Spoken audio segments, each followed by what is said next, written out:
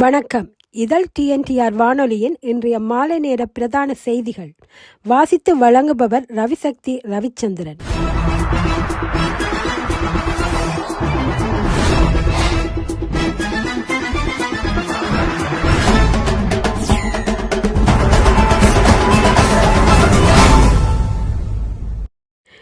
தமிழக அரசியலில் புதிய கட்சியை தொடங்கி பெரும் வெற்றியை பெற்றுள்ள நடிகர் விஜய்க்கு ஸ்ரீலங்கா பொதுஜன பெரமுனவின் தேசிய அமைப்பாளர் நாமல் ராஜபக்ஷ தனது வாழ்த்துக்களை தெரிவித்துள்ளார். விஜயின் இந்த வெற்றிக்கு இளைஞர்களின் பலமான ஆதரவும் அவர் மீது அவர்கள் வைத்துள்ள நம்பிக்கையுமே முக்கிய காரணம் என சுட்டிக்காட்டிய நாமல் ராஜபக்ஷ விஜயின் அரசியல் பயணம் சிறக்க பிரார்த்திப்பதாகவும் குறிப்பிட்டுள்ளார்.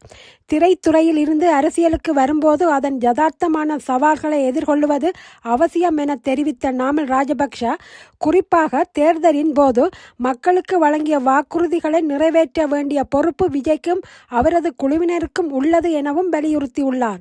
இதேவேளை இந்திய அரசியலில் மீண்டும் பேசு பொருளாகியுள்ள கச்சதீவு விவகாரம் குறித்து கருத்து வெளியிட்டுள்ள நாமல் ராஜபக்ஷ கச்சதீவு என்பது இலங்கையின் ஒரு ஒருங்கிணைந்த பகுதி என்பதில் எந்தவித மாற்று கருத்தும் இல்லை என திட்டவட்டமாக தெரிவித்துள்ளார்.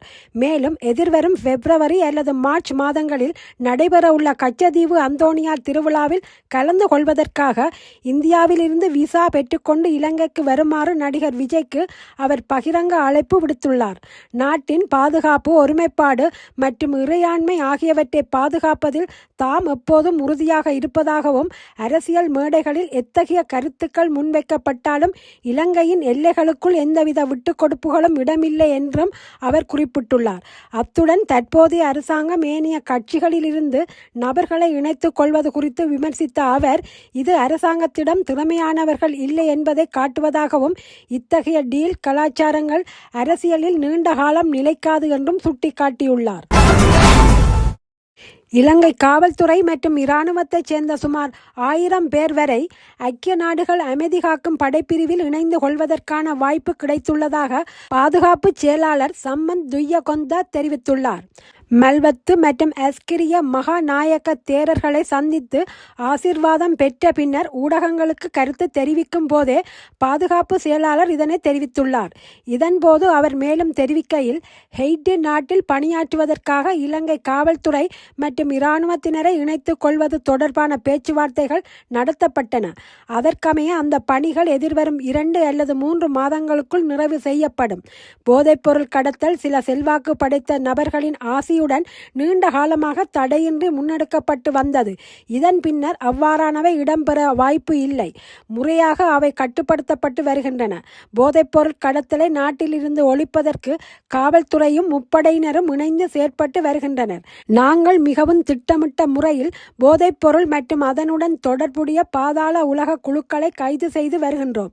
வெளிநாடுகளுக்கு தப்பிச் சென்றிருக்கும் பாதாள உலக குழுவினர் கைது செய்யப்பட்ட பின்னர் மீண்டும் நாட்டிற்கு அழைத்து வரப்படுவது அனைவருக்கும் தெரியும். இந்த கைது நடவடிக்கைகள் தொடர்ச்சியாக முன்னெடுக்கப்படும். இதன் பின்னணியில் உள்ள அனைவரும் எதிர்காலத்தில் சட்டத்தின் முன் நிறுத்தப்படுவார்கள். பாதுகாப்பு பிரிவுகளில் குறிப்பிட்டளவு ஆள் பற்றாக்குறை நிலவுவதை நாம் அறிவோம். அந்த நிலைமையை குறைப்பதற்கு தந்திரோபாய ரீதியில் செயற்பட்டு வருகின்றோம் என்று கூறியுள்ளார்.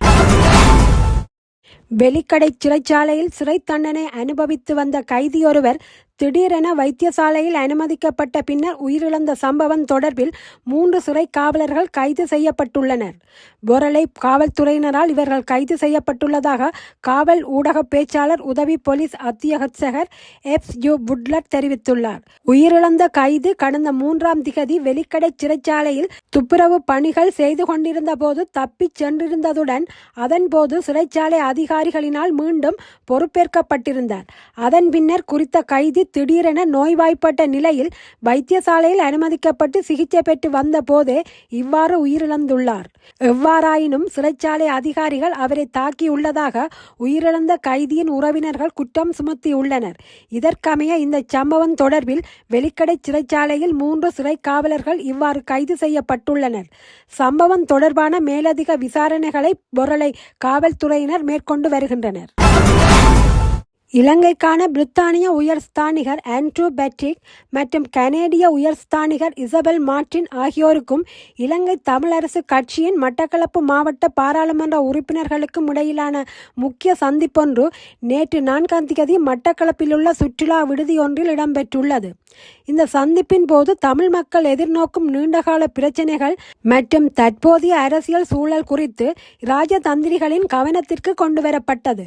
குறிப்பாக தமிழர்களுக்கான நிரந்தர அரசியல் தீர்வு, தற்போதைய அரசாங்கத்தின் அணுகுமுறை மற்றும் எதிர்கால அரசியல் நகர்வுகள், தமிழர் தாயக பகுதிகளில் முன்னெடுக்கப்படும் திட்டமிட்ட சட்டவிரோத நில ஆக்கிரமிப்புகள், மயிலத்தமடு மாதவனை பகுதியில் பண்ணையாளர்கள் எதிர்நோக்கும் மேய்ச்சல் தரை தொடர்பான இழுபறி நிலை, தமிழ் அரசியல் கைதிகளின் விடுதலை மற்றும் காணாமல் ஆக்கப்பட்டோரின் உறவினர்கள் எதிர்நோக்கும் பிரச்சினைகள், கல்வி, சுகாதாரம், விவசாயம், மீன்பிடி, கைத்தொழில் துறைகளின் வீழ்ச்சி, இளைஞர்களுக்கான வேலைவாய்ப்பின்மை மற்றும் எரிபொருள் தட்டுப்பாட்டினால் ஏற்படும் பாதிப்புகள், நீண்ட காலமாக பிற்போடப்பட்டுள்ள மாகாண சபை தேர்தலை நடத்துவதன் அவசியம் போன்ற பல்வேறு விடயங்கள் தொடர்பில் அதிக கவனம் செலுத்தப்பட்டன. இந்த சந்திப்பில் தமிழரசு கட்சியின் மட்டக்களப்பு மாவட்ட பாராளுமன்ற உறுப்பினர்களான ஸ்ரீநாத், ஸ்ரீநேசன், சாணக்கியன், மட்டக்களப்பு மாநகர பிரதி முதல்வர் வை. தினேஷ், முன்னாள் மட்டக்களப்பு மாநகர முதல்வர் தீனா சரவணபவன் மற்றும் தமிழரசு கட்சியின் வடகிழக்கு வாலிபர் முன்னணி தலைவர் கி. சேயோன் ஆகியோரும் கலந்து கொண்டனர்.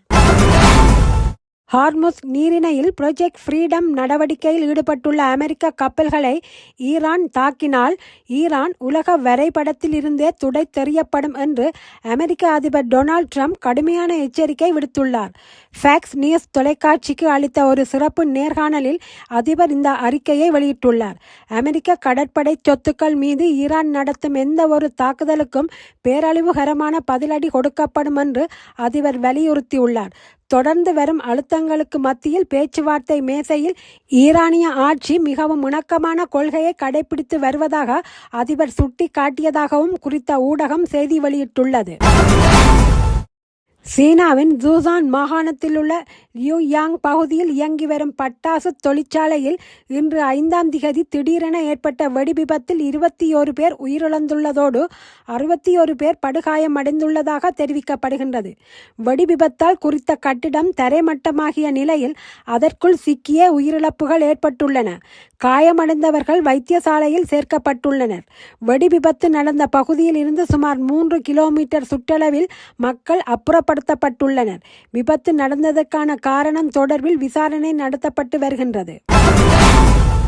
இத்துடன் இதழ் TNTR வானொலியின் இன்றைய மாலை நேர பிரதான செய்திகள் நிறைவடைந்தன. மீண்டும் ஒரு செய்தி தொகுப்போடு உங்களை சந்திக்கும் வரை விடைபெற்றுக் கொள்வது ரவிசக்தி ரவிச்சந்திரன். நன்றி, வணக்கம்.